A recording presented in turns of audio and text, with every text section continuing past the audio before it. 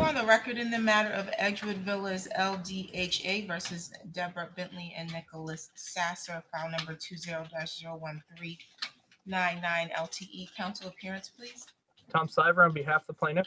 Good morning, Your Honor. Christina Corcoran appearing on behalf of the defendants. Thank you. This was the date that was scheduled for a bench trial. The court has received a conditional dismissal in order. Before we address that, though, I do want to address that the court did receive a phone call, a very interesting one to say the least, Mr. Cyber, from one of your witnesses. They were concerned, wondering why this case was dismissed and why the court would allow the defendant to have 30 days to vacate the property.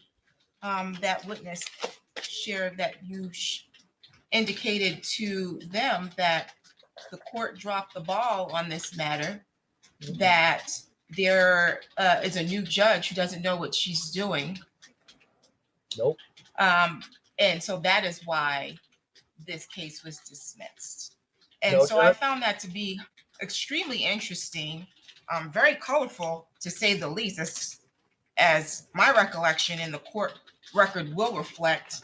You've missed court more than one time on this file. So if anyone didn't know what they were doing, it wasn't the judge, Mr. Let me explain what's happened. This is Miss Perez that called my office the other night and railed me out about why it's taking so long to get this through and why we're giving her 30 days, and that she looked at the conditional dismissal, and because we sent it out to all the witnesses that were subpoenaed saying, hey, we've settled this. She was not pleased with us for taking until April 15th. She was pretty adamant that I had not done my job, even though I had gotten it approved by the regional manager. And she said, what's going on in the court? And I said, we do have a new judge. The case did get reopened, and it's taken some time. I said,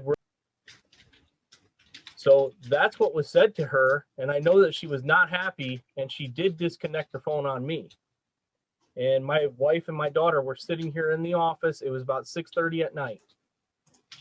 I don't know what your response that we have a new judge has to do with anything as it relates to this case. Again, this is a case where you dropped the ball on multiple occasions, okay? The judge in the court has not dropped the ball on this case, not a single time. I never said the court did. Okay, well, even the mere implication that the reason that this case was still pending had anything to do with the court is improper. This is the case that I almost had to find you in contempt on. Did you share that portion? When you mention my name to anyone, and as it relates to Judge Simmons, I don't ever want to hear back that you have made a disparaging remark regarding me and my oversight over my cases. Do you understand that? That's understood, Judge, but I did not make any disparaging remarks about you. I would never do that. I will tell the court I found it extremely troubling and whenever I missed the first hearing, because the notice was sent by the court to a Florida appeal box, and that is a retired attorney. That is not my father. It was not the address that was on the pleading. That issue has been resolved, and we've addressed that at length. We will not travel down that rabbit hole. There's a reason why that was sent to that address. The judge had nothing to do with that. It had nothing to do with the fact there was a new judge on the bench. Again, the mere implication that the reason why this case is resulting in a stipulated dismissal has anything to do with the judge is disgusting. She just wanted to know why it took so long, Judge. It had nothing to do with the judge. Maybe you should share that. I missed court a couple times, and so that tied up the case. Did you mention that part? You did not. No, so Judge. Once again, you're free to tell whatever colorful stories regarding your representation of your clients as you wish, but what you won't do is you won't disparage the court, and you won't disparage my name in the process. Never do that. And I will not have your witnesses contacting the court concerned about statements that you've made to them. I haven't made statements like that. Do we need to get your witness on the phone? No. Okay. With that being said, I do have a conditional dismissal here. States here, the defendants will vacate on April 15, 2020. Plaintiff agrees to provide a neutral reference in response to any inquiries.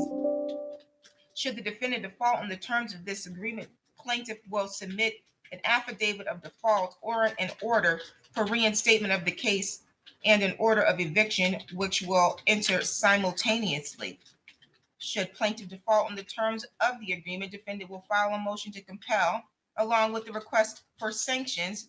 This order resolves all factual issues that were brought or could have been brought by either party under this suit as to the rent's inhabitability, with the exception of enforcement of this settlement.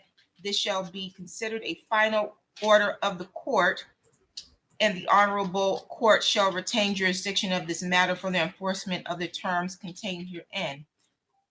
This was signed by you, Mr. Cyber, as well as you, Ms. Corcoran. The court had no party in negotiating this agreement, nor did the court have any party or concern in interest in facilitating a dismissal by the parties. The court was prepared to move forward with a trial today.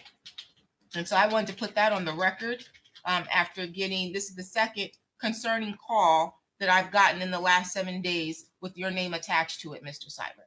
What was the first one, And so, Judge? well, we can address that at another time. But my request is that you keep my name out your mouth.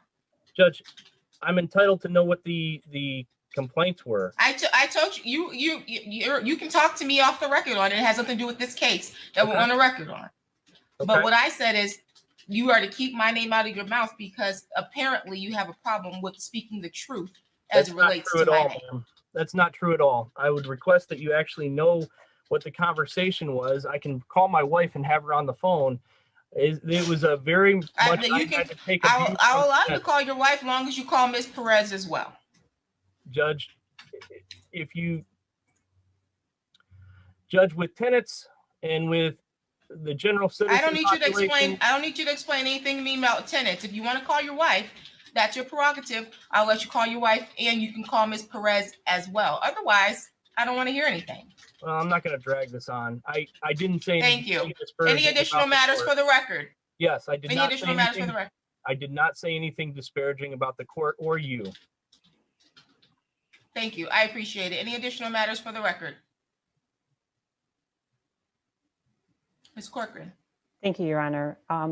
Not for this case, but I will just say, Your Honor, that I've had the opportunity to be in courtrooms for 14 years, and that it is disheartening and disappointing that I have seen Mr. Seaver in action many times, and I've never seen him be as disrespectful to Judge DeLuca, Judge Cherry, or any of the other judges I've observed him with in the manner that he has disrespected Your Honor. And not that I'm not taking that on, that's his actions, but I just, because I understand the hardships that you face as the judge, that I apologize that you had to endure these disrespects. I appreciate that. I understand and recognize as a Black woman in this position that these are issues that I would likely have to face. It's an unfortunate situation. It doesn't just contain itself to how he's handled himself in his representation of his clients, but there's been times where Mr. Cyber has been on this court and has paused it so he can handle an other matter, which is completely disrespectful. And if anyone has dropped the ball continuously, as evidenced by the record, and live via Zoom, it's been Mr. Cyber. And so I should not be getting a phone call from anyone where it's been said to them that the reason why this case resulted in the dismissal that it's resulted in is because of any action taken by the court or inaction taken by the court. So it's very disturbing. I did grant Mr. Cyber a certain amount of grace early on that I can tell you right now, I'll never do again. Well, It'll never happen. It'll never happen again. I'm not asking you to respond to my statement. Well, I'm not responding to your statement, but I am telling you if that's how you felt, I personally apologize to you as a person. I will tell you this, I grew up playing college football and football all the way from when I was a little kid. And I don't see people as male or female. I don't see them as white, black, Mexican, Asian, or anything. I see them as, you're a judge, you hold a position, we respect you. I hold a position as an attorney. Okay, not a big deal. But I don't see you. You brought up that you see yourself as a black woman. I see you as a judge. That's all I see you as. I didn't say I see myself as a black woman. I am a black woman. I see you as a judge. So you can say the response, because I don't buy it. Okay. Just so we're clear. I don't care what sport you played. Well, I apologize to you as a human. Yeah, and you can apologize as the judge of the court too. As an attorney, you know that there is a decorum that you're supposed to have when you come before the court, and you've failed multiple times to approach this court and address this court that I preside over appropriately, in a way that's respectable, in a way that an attorney is supposed to approach themselves. And so I appreciate Ms. Corcoran for addressing the fact that she's seen you in other courtrooms, because I wondered how you acted in other courtrooms. I'm inclined to believe that you wouldn't act this way before Judge Alderson. Judge, there's major issues when the court is taking JIS information and then it's affecting the lawyers. The court, meaning the judge, because I didn't take any information out of JIS. It wasn't the judge, it was the court, the staff that takes in the cases. When they do JIS and for addresses, instead of the address that's on the pleading. What was your excuse for missing court last week? There's no excuse. I blew that one. Thank you. There's no excuse, period. You had notice of the court dates and you failed to appear. And even if the information was taken out of JIS and you disagree with how that information was retrieved by the clerk's office. I dropped the ball last week, Judge. I told you I dropped the ball. I had it. Share that with Ms. Perez. Don't share that with the court. The court noted that you dropped the ball. Any additional matters for the record?